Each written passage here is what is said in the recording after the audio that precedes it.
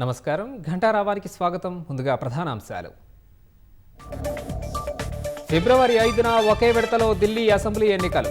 జనవరి 10న వెలువడనున్న notification.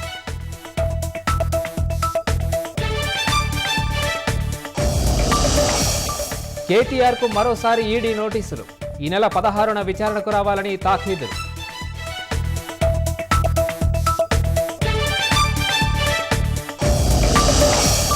సుప్రీంకోర్టులో caveat petition దాఖలు చేసిన సర్కార్. కేటీఆర్ పిటిషన్ వేస్తే తమ వాదనలు వినాలని కోరిన ప్రభుత్వం.